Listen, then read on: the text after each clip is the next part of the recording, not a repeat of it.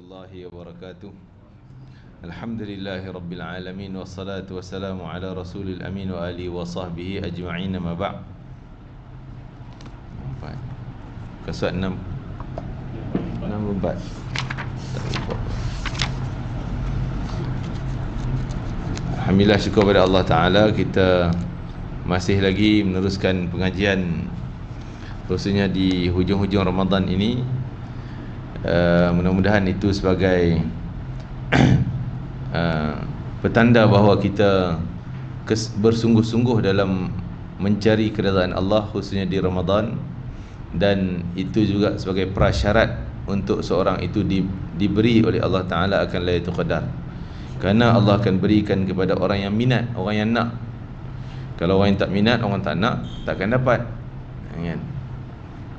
Lebih lagi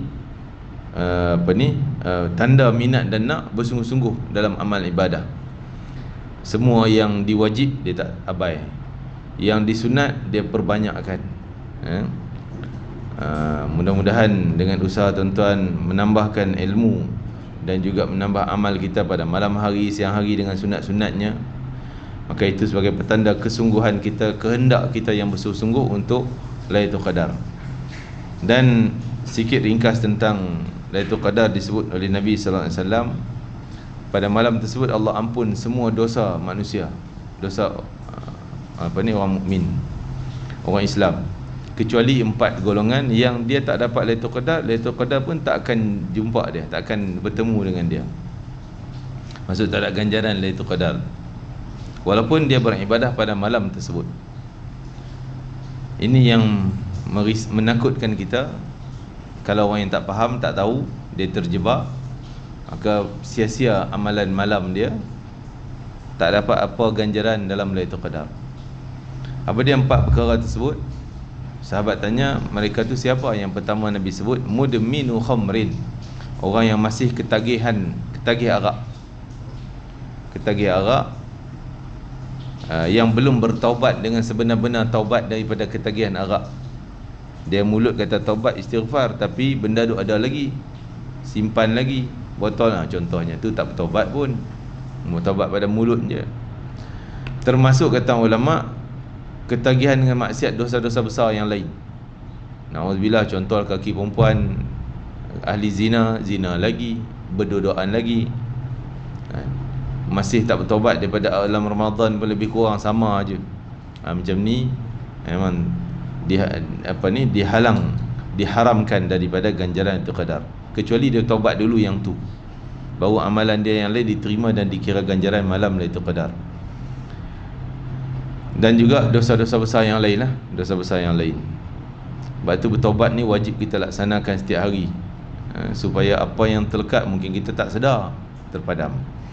Dan yang kedua, aqul liwalidaih, derhaka kepada kedua bapa. Yang kita membaca kitab adab mufrad ni banyaklah tentang derhaka, yang mana bab derhaka ni bukan sekadar Lailatul Qadar dia tak dapat, tapi semua amalan, semua sembahyang, puasa, zakat dia, walaupun yang luar Ramadan, semua tak dicatat pahala. Seolah tak dibayar gaji, bahasa kita senang sebut. Kerja dia tak dibayar gaji, Allah tak bayar gaji dia. Dia kena dapat redha mak ayah dia dulu, baru Allah pulangkan balik gaji yang tertunggak, yang tertahan, dibayar kembali. Termasuk Lailatul Qadar lagi tak dapat, kena bertaubat dulu dan minta ampun daripada mak ayah dia dulu. Yang kedua dan yang ketiga, qati'ar rahim, putus silaturahim. Kita pun dah baca tentang silaturahim, betapa hebat dan pentingnya kedudukan silaturahim dalam menentukan seorang tu neraka maupun syurga. Silaturahim penentunya, penentu utama silaturahim. Malah ada orang yang baik banyak pahala sembahyang semua buat, tapi bab silaturahim tak lulus, maka silaturahim akan condemn dia, akan jatuhkan dia. Ya Allah, fulan ni baik je amalan, tapi asyik memutus silaturahim, jatuhkan dia ya Allah dalam neraka. Habis Allah akan dengar cakap dia. Sebab itu perjanjian Allah dengan dia, rahim ni. Rahim ni kasih sayang. Allah janji, siapa yang putus dengan kau, aku putus dengan dia. Siapa yang sambung, aku sambung. Jadi itulah peluang kita. Kadang-kadang kita tunggu raya aje tapi nak assalamualaikum, maaf-maaf, kosong-kosong semua kan. Tak, sebenarnya bukan tunggu raya. Sebelum tengah-tengah Ramadan ni, sebelum masuk 10 terakhir ni, kita dah mula dah hal-hal minta maaf, berdamai, berbaik semula dan sebagainya. Tapi kalau benda yang tak ada kes, tak ada lah bergaduh, cuma dia lama tak jumpa, tu lain. Itu tak kira putus. Tak putus pun kita tak gaduh. Yang ada kes putus, bergaduh kan, masa muka tak nak tegur, memang cakap macam tu, aku tak nak jumpa dia, tak nak tegur dia, ni dah kira putus. Itu kena hubung balik. Adapun mungkin abang kita duduk mana tu, negeri jauh sana, mereka ke mana ke, lama tak jumpa, kita tak bergaduh pun, cuma yalah lama tak jumpa, itu tak dikira putus. Okey, yang ketiga, putus silaturahim, malah para ulama mengatakan putus silaturahim dengan durhaka tadi sama. Dia menghapus, menghalang semua, bukan takat Lailatul Qadar je, semua, mayangnya, puasanya, gagalkan ke semua sekali. Dan yang keempat, musyahin. Musyahin apa dia? Iaitu orang yang masih berdendam, bergaduh, bertengkar malam tersebut. Masih nak cari gaduh, masih nak cari, nak bertengkar, walaupun gaduh mulutnya kan, walaupun kita di pihak betul, kita yang betul, dia yang salah, pun tak payah nak bergaduh kan. Ni kalau berlaku malam Lailatul Qadar, maka dia terkecuali pada Lailatul Qadar. Ni tak jadi macam yang tadi ni. Kalau takat bertekak, habis tu kita minta maaf, selesailah, settle lah. Cuma bahaya, takut tak dapat Lailatul Qadar pasal ada gaduh tadi kan. Tapi kalau sampai bermusuhan sungguh-sungguh, tak, bukan takat bertekak mulut, bergaduh sungguh sampai terlibat nak putus, tu masuk lambat silaturahim tadi. Bergaduh-gaduh sampai tak nak tegur-tegur, ini bahaya, sebab Nabi kata pergaduhan tu adalah pencukur. Pencukur apa? Pencukur pahala. Macam kita kalau ada janggut-janggut tumbuh, kita nak pergi licin, cukur, kan, pahala banyak kita duk kumpul, cantik-cantik dah, tak tahu kita bergaduh-gaduh, masa muka tak nak tegur-tegur, cukur habis licin kita punya pahala. Termasuk dikecualikan kisah Nabi SAW nak bagi tahu kepada para sahabat malam tu, malam itu Qadar. Nabi cerita malam ni malam itu Qadar, buat amal. Nabi bertembung dengan dua orang yang sedang bertengkar, tengkar apa-apa, Nabi damaikan. Terlupa Nabi nak beritahu, Allah lupakan Nabi. Allah lupa, Allah tak nak bagi Nabi cakap ke dia, supaya dia tak dapat langsung lah, tak dapat Lailatul Qadar orang tu, sebab mencemar kesucian Lailatul Qadar. Lailatul Qadar malam damai, malam aman, malam tenang, malam Allah nak bagi kemaafan. Habis tu dia cari pasal lagi kan. Dan yang kelima, dalam riwayat lain tadi 4, yang tambahan yang lain, iaitu termasuk juga dalam musyahin tadi, tapi kita asingkan, iaitu tak mau memaafkan orang lain. Masih bendam jugalah, kes sama lah, tapi tak mau memaafkan. Kes lama pun, walaupun kes lama, lebih baik pada malam itu Qadar kita doa dengan sebutan yang ringkas, ya Allah, aku maafkan semua orang buat salah dengan aku, ampun dosa dia orang semua, dan ampunlah dosa aku. Habis malam tersebut, dosa dia licin, dosa orang yang dia sebut pun insya-Allah diampunkan, yang ada kaitan dengan dia lah. Dosa yang tak ada kaitan dengan dia tu orang lain punya hal lah. Dosa dia licin sebab dia rela memaafkan orang lain. Sebab apa? Sebab Allah pemurah kepada orang yang pemurah, Allah kedekut pada orang yang kedekut. Kalau memberi kemaafan, maksudnya dia pemurah memberi kemaafan. Sebab nak bagi benda maaf ni bukan senang kan. Dia buat salah kita, dia cari pasal kita, nak senang-senang maaf, bukan senang nak maafkan. Hati kita sakit nak maafkan. Tapi kita ni pemurah, nak jadi pemurah, rela bagi juga kemaafan. Allah pun macam tu juga. Engkau ni buat dosa banyak daripada umur balik 15 tahun dulu punya dosa. Tapi tak apalah, aku rela lah maafkan. Sebab kita rela memaafkan, Allah akan balas benda yang sama apa yang kita buat pada orang. Kalau kita kedekut, Allah pun kedekut. Engkau kedekut nak maaf, aku pun kedekut nak bagi ampun. Wa jazaa'u sayyi'atin, balas keburukan seperti mana keburukan yang kita buat pada orang. Apa yang kita bagi hutang pada orang, itu Nabi sebutlah hadis, kama tadinu tudan. Seperti kau bagi ke orang, itu kau dapat balik. Apa yang kau bagi pada orang, itu kau dapat balik. Kita bagi maaf, kita dapat maaf daripada Allah. Kita tak nak bagi, tak nak dapat, kita tak dapat daripada Allah. Itu benda-benda penting yang harus kita selesaikan pada malam-malam utama malam Lailatul Qadar. Dan terakhir satu lagi kita tambah, meminta-minta Lailatul Qadar, minta sungguh-sungguh, minta doa, ya Allah bagilah aku dapat beramal pada malam Lailatul Qadar, dapat ganjaran. Jangan kau masukkan aku dalam kelompok orang yang diharamkan ganjaran. Tadi ni orang yang diharamkan lah, yang saya sebut apa 6 list tadi ni, kan, diharamkan daripada ganjaran. Jangan ya Allah, minta sungguh. Walaupun katalah pada pandangan orang duk cakap kata Lailatul Qadar ni malam Jumaat lepas tu, malam 23 ataupun 21 ataupun 25. Malam ni malam 27 pula. Katalah yang lepas pun tetap kita minta. Sampai malam 30 pun kita minta juga. Ustaz dah lepas dah, nak minta apa lagi? Tak, minta Lailatul Qadar ni, kan? Minta Lailatul Qadar ni seperti mana Nabi sebut dalam hadis, siapa yang minta sungguh-sungguh mati syahid, walaupun tak dapat mati syahid, tapi Allah bagi pahala mati syahid, pasal dia minta sungguh-sungguh. Itu cara Allah Ta'ala. Allah tengok kesungguhan minta, itu sudah dikira amalan. Dia minta sungguh, dapat pahala. Minta nak pergi haji, Allah tak dapat, tak nama tak dipanggil apa segalanya, ada halangan-halangan, tak dapat pergi, meninggal dunia, tetap di sudut Allah pahala dah dapat. Cuma rukun Islam dia kena buat jugalah. Macam mana nak buat, dah mati, badal, kita upah haji tu.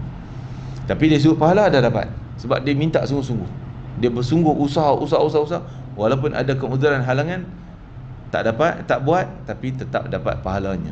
Seperti juga kisah para sahabat nak pergi perang, sungguh-sungguh nak pergi, merayu, ya Rasulullah bawalah aku pergi. Rasul kata dah tak ada kenderaan, perjalanan yang jauh tu 600-700 km ke Tabuk. Nabi kata tak ada kenderaan, tak boleh pergi, jauh sangat, memudaratkan jalan kaki, tak boleh. Menangis dia orang, balik menangis pasal tak dapat pergi, pasal tak ada kenderaan. Allah turun ayat Quran, dia orang dapat pahala dah, tak dapat pergi, tapi pahala dapat dah. Nabi pun sebut dalam sebuah hadis, inna bil Madinah la rijalan, sungguhnya di Madinah tu ada orang yang tak ikut susah payah bersama kita semua, tak datang pun, tapi pahala lengkap lah. Pasal apa? Niat nak pergi tapi ada uzur, ada halangan, tak dapat. Begitu juga contoh orang perempuan, kena pula 10 terakhir malam dia cuti pula, tak boleh nak sembahyang, tak boleh baca Quran. Minta Lailatul Qadar, minta, ya Allah bagilah pahala Lailatul Qadar, tetap dapat pahalanya seperti yang dia minta, yang dia ingin. Allah bayar yang tu. Jangan kita tak sembahyang tak apa, kita pun tak minta doa. Benda yang boleh buat kita buat, yang tak boleh buat sembahyang, puasa, Quran dan sebagainya, yang boleh buat kita buat supaya dapat Lailatul Qadar.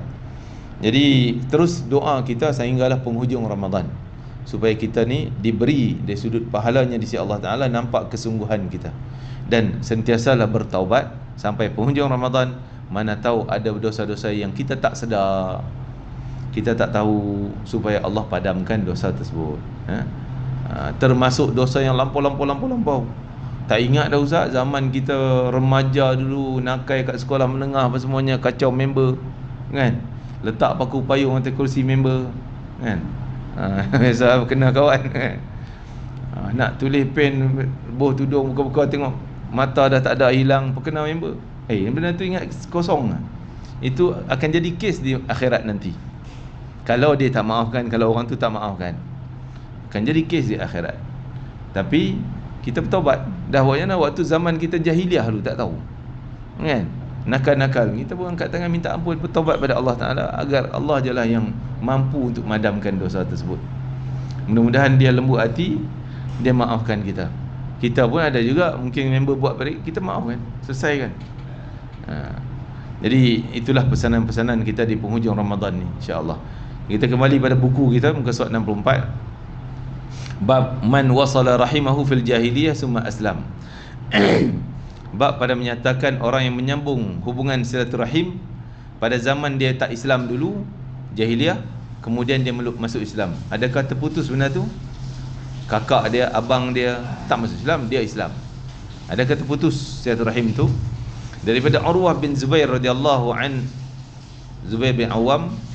Urwah ni kita sebut dulu cucu, anak kepada Zubair bin Awam. Zubair sahabat, suami kepada Asma binti Abu Bakar, kakak pada Aisyah binti Abu Bakar.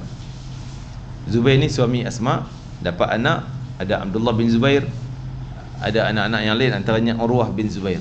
Cuma Abdullah bin Zubair dikira sahabat sebab dia sempat jumpa Nabi masa dia kecil.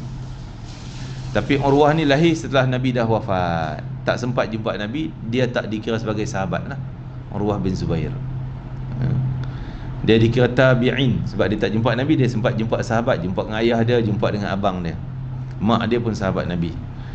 Daripada Urwah bin Zubair radhiyallahu anhu bahawa Hakim bin Hizam mengkabarkan, Hakim bin Hizam ni sahabat Nabi lah, mengkabarkan kepadanya bahwasanya dia berkata kepada Nabi sallallahu alaihi wasallam, apakah pandanganmu perbuatan baik yang aku lakukan pada masa jahiliyah seperti hubungan kekeluargaan, memerdekakan hamba dan sedekah? Apakah aku mendapat ganjaran pahala? Hakim telah berkata, telah bersabda Rasulullah SAW, engkau telah memeluk Islam dengan mendapat segala kebaikan yang engkau lakukan pada masa lalu. Okey, macam mana kita faham ni? Adakah kadang kita faham zahirnya seolah zaman dia tak Islam dulu, katalah dia sedekah orang miskin, dia sedekah apa je lah kebajikan yang dia buat, dia masuk Islam, adakah benda tu dicatat pahala? Kata para ulama, bukan itu maksudnya. Ni yang dia tanya ni, dan jawapan Nabi itu bukan itu. Maksudnya hubungan keluarga. Dulu dia tolong abang dia, kakak dia, duk sponsor ke apa segala, kan, apa segalanya dia buat kebaikan. Bila dia masuk Islam, orang tu tetap baik dengan dia. Dia kalau boleh dia teruskan kebaikan tersebut, maka pahala tu dapat. Sebab amalan sebelum Islam tak dikira amalan, walaupun benda baik.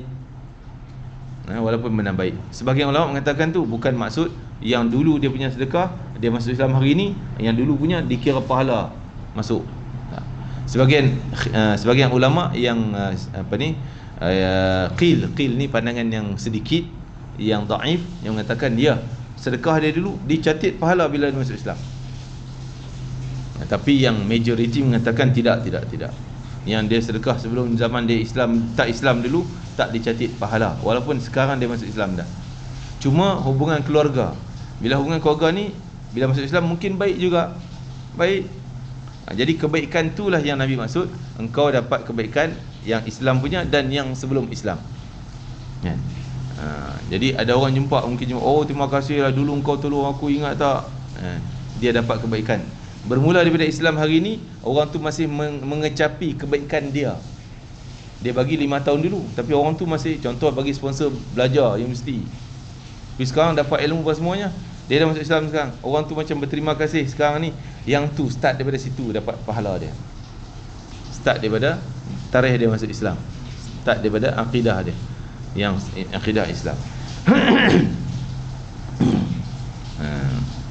Sebagian ulama mengatakan demikian. Jadi kita pegang pada itulah, kebaikan yang lampau sebelum Islam tak dikira kebaikan. Adapun dosa memang sebelum Islam dulu semuanya kosong. Apa dosa pun semuanya kosong, dipadam sejak dia masuk Islam. 3 perkara yang jadi penghapus semua dosa, kecil besar, dosa yang macam mana sekalipun terpadam. 3 perbuatan, 3 amalan. Yang pertama masuk Islam, orang apa jenayah dia pun, walaupun dia membunuh, tetap Allah padam dosa tu. Walaupun hukum mahkamah dunia memang dia kena hukum semuanya, dia masuk Islam pun tetap mahkamah jalan, tu hukum dunia. Tapi di sisi Allah memang dah kosong sebab dia masuk Islam. Yang kedua, sebab hijrah. Sahabat Nabi hijrah Mekah ke Madinah, hijrah terpadam semua dosa. Walaupun dosa semasa dia Islam, katalah dia dah masuk Islam di Mekah, ada dosa-dosa dia buat, tapi bila hijrah Allah padam semua sekali. Yang ketiga, haji yang mabrur. Ini peluang kita, haji yang mabrur. Jadi haji yang mabrur ni ada nilai ni, ada penilaiannya, kita boleh nilai dia. Sebenarnya kita ada perubahan yang masa singkat kita nampak dia akan jadi daripada kedekut jadi pemurah. Sebab tu Nabi kata haji mabrur ni orang memperbanyakkan bagi makan dan mengeluarkan perkataan-perkataan yang baik. Cakap dia tu dah bertapis-tapis dah. Kalau dulu main keluar je, kan, yang longkangnya, yang segala busuk semua keluar. Sekarang ni sorry, I cakap silap contoh. Ada jugalah tapis-tapis dia. Tu tanda hajinya diterima oleh Allah Taala. Kalau balik haji macam tu juga mulut dia, kan, nampak tanda macam tak mabrurnya. Tapi dari sudut rukun Islam terlaksanalah dia, kan? Apapun kita minta supaya dapat haji mabrur, walaupun kita dah buat 3-5 tahun yang lalu, sekarang boleh minta. Mana tahu kot silap dulu, Allah ampun, dengan doa kita yang hari ni mustajab. Mungkin kenal itu qadar pula diterima oleh Allah Ta'ala. Dan terutama dalam bab silaturahim, tajuk hadis ni dalam bab silaturahim. Apa yang kita buat dulu akan dapat kebaikan-kebaikan kita rasai. Dia akan jadi baik yang kita, dia kenang balik jasa kita dulu, kan? Dia akan kenang balik. Maka kebaikan tu terbawa semasa kita dalam Islam, dicatat pula pahala setelah kita masuk Islam. Bab silaturahim, silatul-dzirrahim al-musyrik wal hadiyah. Bab pada menyatakan hubungan keluarga, hubung silaturahim dengan orang keluarga kita yang bukan Islam. Dan kita boleh bagi hadiah kat dia tak? Ni nak bincang. Kisah ni mungkin kita dah baca dulu dalam bab lain, tapi diulang balik kena pada tajuk ni, iaitu kisah Abdullah bin Umar cerita kisah ayah dia. Siapa dia ayah dia? Sayyidina Umar Al-Khattab radhiyallahu anhu. Pernah melihat sehelai kain yang bercampur dengan sutera. Lalu dia berkata, wahai Rasulullah, Sayyidina Umar, belilah ni hadis ni ringkas. Detailnya, Sayyidina Umar beli kain tu, orang jual kat pintu masjid. Yang kita lah kadang-kadang dulu kan, kat kawasan masjid ada gerai yang buka. Jadi zaman Nabi pun dah ada benda tu, dekat pintu orang dah jual. Dia pun nampak kain cantik, dia beli.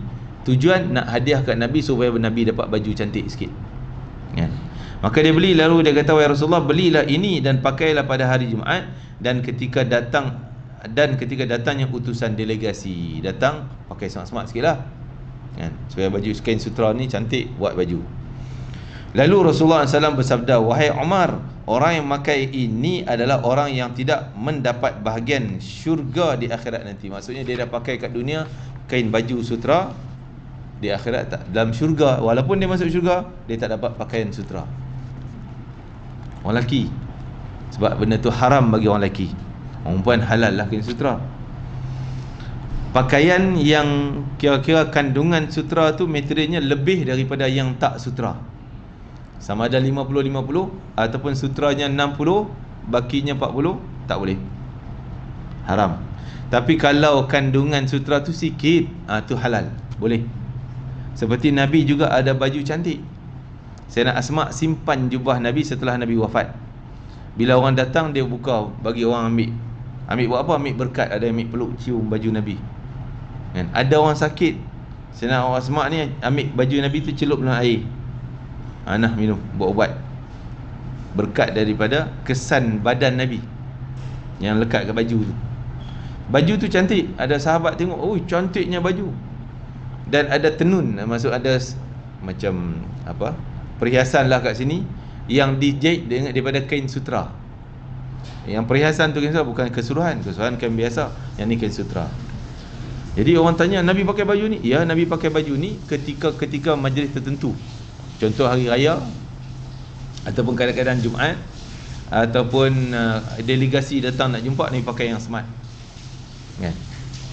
Bukanlah harian Nabi pakai yang tu. Itu bukan baju special Nabi, orang buat hadiah pada Nabi SAW. Ada sutera, tapi kandungannya sikit boleh. Tapi kalau sutera lebih ataupun banyak, sama-sama 50-50 pun jangan ambil. Diharamkan bagi lelaki. Kalau dia masuk syurga, dia tak dapat lagi dah pakaian sutera dalam syurga. Ada beberapa perkara yang dunia dah kita guna, di akhirat tak boleh. Sutera, orang lelaki. Yang kedua, emas, orang lelaki. Kalau dia masuk syurga pun tak dapat hiasan-hiasan emas lagi dah. Kan? Dua perkara tersebut. Yang ketiganya, arak. Dah pernah minum arak kat dunia, dia masuk syurga, mungkin pahala dia pun banyak, agar terampun dosa tu, dia tak dapat lagi arak dalam syurga nanti. Jadi sambungan tadi, kemudian Rasulullah SAW dihadiahkan sejumlah kain, lalu baginda menghadiahkan kembali, pulangkan balik pada Sayyidina Umar selai kain. Lalu datanglah Umar kepada Rasulullah, bila orang bagi pada Umar, kain ni kain sutera, dia pergi jumpa Nabi balik. Dia kata, ya Rasulullah, engkau mengirimkan kepada aku kain ini, sutera ni, sedangkan aku telah mendengar darimu engkau berkata seperti yang kau telah kata. Maksudnya kau kata benda ni tak boleh pakai, tapi hadiah mai. Rasulullah SAW bersabda, sesungguhnya aku bukan menghadiahkannya untuk engkau pakai. Jadi menunjukkan sutera tak haram kita milik. Beli boleh, pakai tak boleh. Beli baju boleh ke? Baju sutera pure punya 100%, boleh beli, jangan pakai lah. Buat perhiasan tengok yalah, kan? Jangan pakai. Ataupun hadiah pada orang lain. Apa Sayyidina Umar buat? Sungguhnya aku menghadiahkan kepadamu untuk engkau menjualnya atau memakainya pada orang lain. Maksud hadiah pada orang lain pakai, orang yang halal. Maksudnya orang yang boleh pakai lah. Orang Islam tak boleh bagi tak yang tak Islam. Jual boleh tak? Boleh. Macam emas lah, orang lelaki boleh beli jongkong emas, cincin emas, jangan pakai. Buat simpanan dia ke tak kisah, nak jual kan, nak hadiah ke. Maka Umar pun menghadiahkan kain itu kepada saudaranya yang seibu dengan dia yang belum Islam, adik dia yang belum Islam. Jadi kesimpulannya, kita nak hadiah raya ni, jiran kita tak Islam, non muslim, datang ziarah rumah kita, dia pun ikut orang Melayu juga datang raya, boleh bagi hadiah? Boleh, cukup baik. Dapat pahala ke kita bagi hadiah ke dia? Dapat. Kita dapat pahala. Dia bagi hadiah kita, dia tetaplah, sebab tak Islamnya, tak ada lah pahala bagi dia, kan?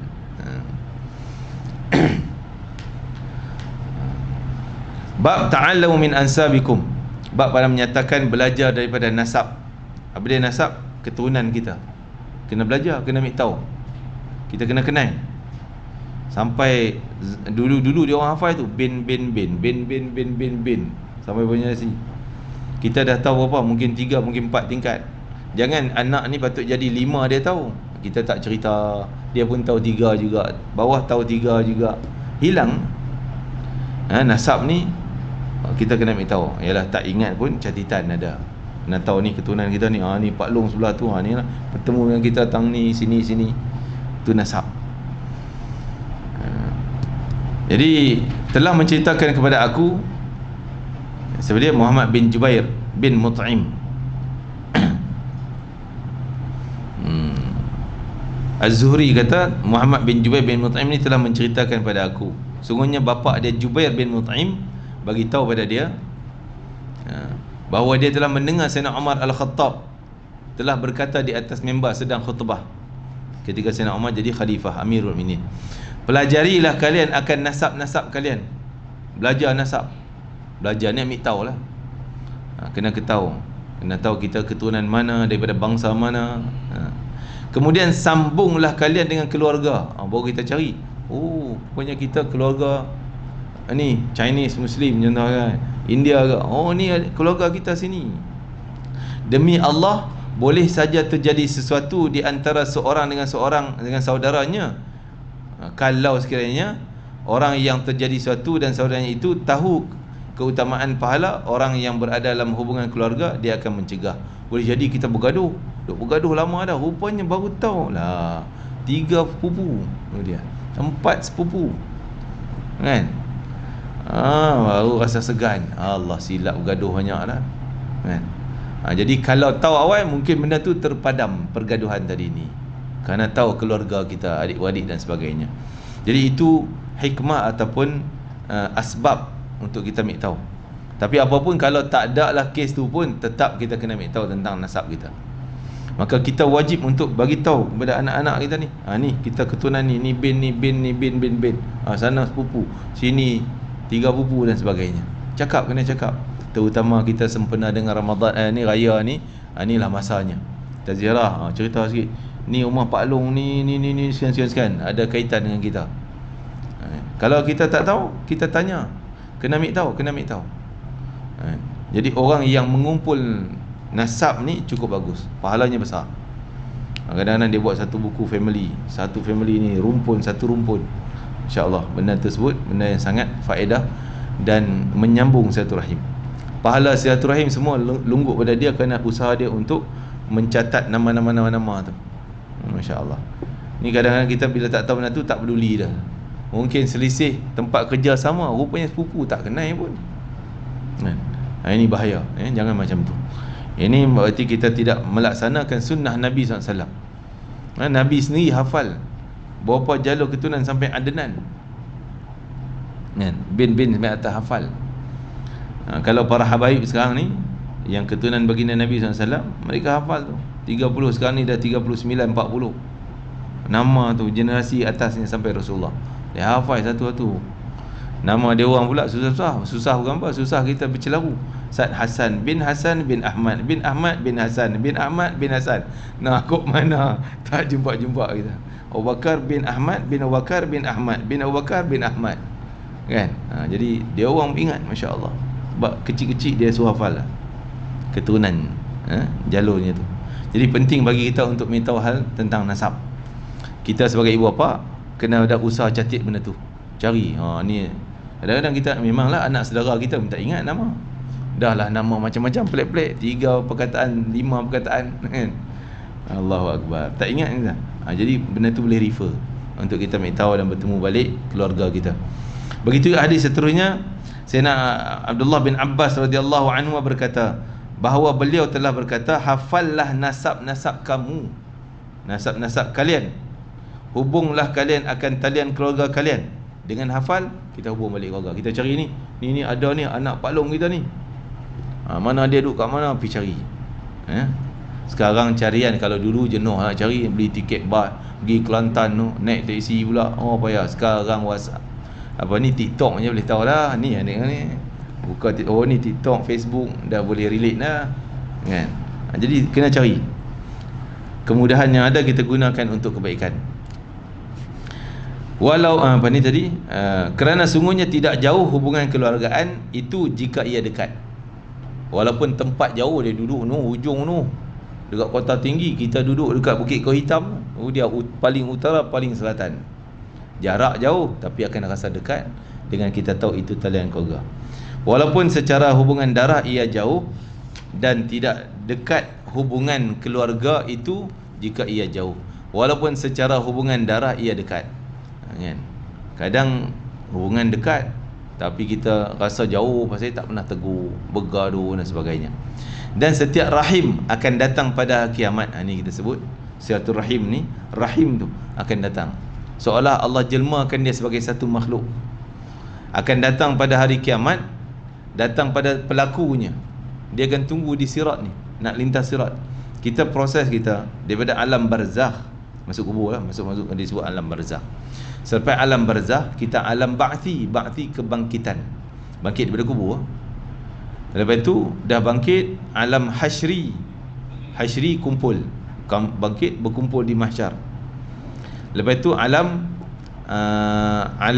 hisab, nak hisab satu-satu amalan kita tu, nak cek duit kita keluar masuk, amalan kita banyak mana sebagainya. Lepas tu alam mizan, timbang pula, timbang mana berat pahala dan dosa.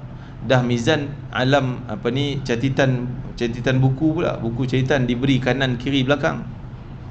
Lepas tu akan lintas sirat, barulah selamat ataupun tak selamat. Jadi silaturahim ar-rahim ni akan tunggu dekat sirat, dia akan tunggu di situ, kan? Akan datang pada hari kiamat, pelakunya dia menjadi saksi bagi pelaku yang menghubungkannya, sekiranya dia telah menyambung. Kalau orang tu baik, cari keluarga dia hafal nasab, cari keturunan ni Pak Long ni mana, Pak Cik ni, Pak Angah ni mana keturunan, ambil tahu.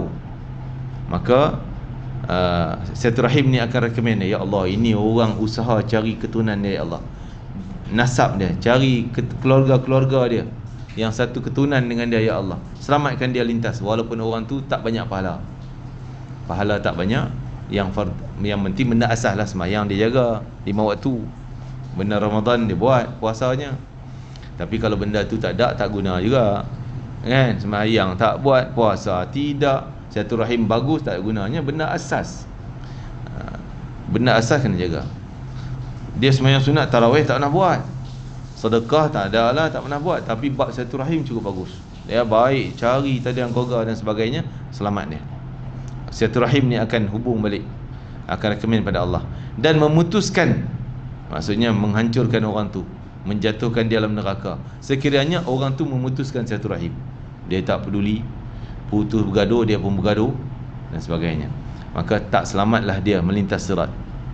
Ini perkara yang sangat bahaya, tak diteliti oleh masyarakat. Kadang-kadang dia rasa dia cukup baik dah, aku semayang dah banyak, puasa lengkap semua okey, bukan nak kira lah, korang nak putus lantak dia lah. Na'udzubillah, benda tu menjejaskan dia punya semayang apa semuanya, tak boleh menyelamatkan dia. InsyaAllah silaturahim, terutama kita dah sebut tadi, silaturahim penting sangat untuk dapat Lailatul Qadar.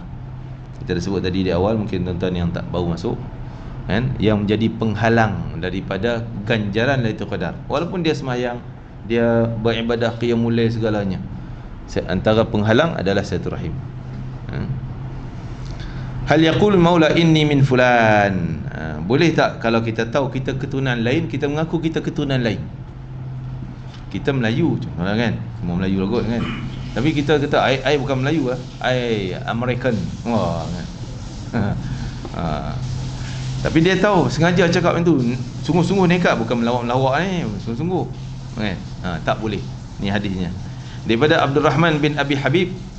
Beliau telah berkata, telah bertanya kepada aku Abdullah bin Umar. Abdul Rahman ni disoal oleh Abdullah bin Umar. Abdullah bin Umar anak Sayyidina Umar Khattab tadi. Dia, engkau ni dari kabilah mana? Kabilah kalau kita bangsa apalah. Kau bangsa apa? Dia Arab, semua Arab. Arab ni terlalu besar, jadi ada kabilah-kabilah kecil je tu kan? Kita mungkin tak ada kot, kalau Melayu ni Melayu semua lah kan, tak ada lah kot kabilah Kelantan, kabilah Kedah, tak kira kita tak kira kabilah itu kan, itu kelahiran lain. Dia orang kabilah keturunan apa? Memang Arab, tapi keturunan Bani Tamim, Bani Asad, Quraisy, Quraisy pula Bani Hashim, kabilah-kabilah tu ya. Jadi engkau dari kabilah mana? Tanya pada Abdul Rahman bin Abi Habib. Aku menjawab, dari suku Taim, suku Bani Tamim. Bani Tamim, Arab ni luas, lepas itu ada satunya Bani Tamim. Dalam Bani Tamim pun ada pecahan-pecahan. Salah satunya Bani Taim. Taim daripada Tamim. Tamim tu induk besar. Bani Tamim ni penting, sampai di akhirat nanti dia orang ni jaga ni keturunan. Daripada pemuda daripada Bani Tamim lah akan jadi general perang Imam Mahdi nanti. Nabi sebut dah, pemuda daripada Bani Tamim. Jadi ada pula orang terjemah Bani Tamim tu, Tamim tanah Melayu. Melayu hidung sepek macam tu mana ada. Dak Bani Tamim tu Arab kan, bukan Tam lah tanah, Mim Melayu. Benda Tamim, Tamim, Ya Mim, ejaan dia macam tu. Bani Tamim daripada zaman Nabi dulu dah ada keturunan Bani Tamim ni. Dan pecahan kecilnya adalah Taim. Dia kata aku daripada Taim, daripada Bani Tamim. Beliau berkata, dari kabilah mereka atau hamba mereka, engkau ni betul keturunan tu ke Bani Taim ke, ataupun kau keluarga Bani Taim kan? Lain, kita sebut keluarga lain, keturunan lain. Contoh katalah, ni tak menyentuh lah, cuma nak buat contoh. Katalah ada orang Chinese Muslim kan, dia keturunan Cina, tapi dia keluarga Melayu. Dia tak boleh mengaku saya keturunan Melayu, sebab dia memang keturunan Cina, tapi dia memang keluarga Melayu sebab dia kahwin orang Melayu. Tu boleh mengaku keluarga, tak apa. Tapi keturunan betul tak boleh. Kena ikut keturunan yang sebenarnya, tak boleh main-main. Jadi dia mengaku macam tu. Abdullah bin Umar tekan lagi, engkau ni keturunan betul ke ataupun kau family je?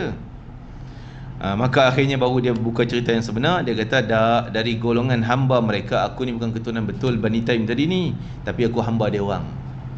Hamba kira satu family lah, dia hamba kepada Bani Taim tadi. Abdullah bin Umar tegur dia, lalu mengapa tidak engkau katakan dari golongan hamba mereka awal tadi? Kenapa kau mengaku kita keturunan? Maksudnya teguran tu sebagai perbuatan dia, perbuatan yang salah, mengaku keturunan yang tak betul ya. Jadi kita tak boleh main-main keturunan ni kan? Kalau kita Melayu, Melayu lah, tapi family boleh beritahu kita family sini, family sini, tak kisah ya. Jadi kalau kita tak tahu nasab tadi, ada kaitan. Kita tak tahulah kita nasab ni Melayu ke, Cina ke, India ke, aku ni tak tahu kan. Itu pasal kita tak tahu nasab. Jadi ada kaitan. Nasab kena ambil tahu, kena tahu keturunan, maka barulah kita boleh eratkan silaturahim dan tidak terlibat dengan dosa-dosa yang kita tak sedar. Tak sedarnya. Wallahu ta'ala alam. Itulah beberapa perkara. Ada soalan apa tuan-tuan? Satu lagi hadis ni, kalau ni berkaitan keluarga, boleh mengaku keluarga, walaupun dia bukan keturunan Quraisy. Contoh dalam kisah ni, kisah Quraisy, Nabi panggil, panjang cerita ni, kita tak baca ni. Nabi panggil Umar, Nabi bisik Umar, panggil semua orang Quraisy kumpul di Madinah. Kumpul. Yang seorang panggil, ada orang yang bukan Quraisy, orang Madinah pun kata, takkan Quran turun baru turun kat orang Quraisy je, kami pun nak dengar sama, kan? Dia orang pun kumpul sekali dengan orang Quraisy, padahal dia orang bukan orang Quraisy, orang Madinah. Nabi tengok macam tu, Nabi tanya, semua ni orang Quraisy ke? Ada daripada lain? Mengaku ada daripada lain, bukan Quraisy. Tak apalah, kamu keluarga Quraisy. Sebab kan Nabi datang jadikan keluarga angkat. Orang Quraisy dikeluargakan dengan orang Madinah. Jadi dengan orang Ansar, orang Madinah, orang Ansar. Jadi ditakhirkan jadi keluarga angkat. Maka dikira keluarga lah. Nabi kata, tak apa, kamu keluarga orang Quraisy juga, boleh duduk sekali. Jadi nak sebutnya, kalau mengaku keluarga tak ada masalah. Berkaitan dengan hadis yang pertama tadi juga, mengaku keturunan tak boleh, keturunan yang salah. Wallahu ta'ala alam. Okay, kita akan baca detail lah hadis tu, insya-Allah. Hadis yang akan datang ni kita baca yang panjang tentang keturunan. Ada soalan tuan-tuan?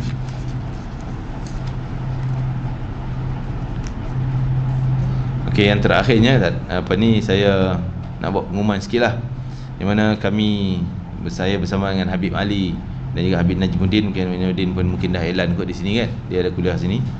Tapi untuk 10 yang terakhir Ramadan ni, ikut-ikut siapa yang nak gandakan pahala infak dia, ambil kesempatan 10 terakhir ni buat sumbangan-sumbangan.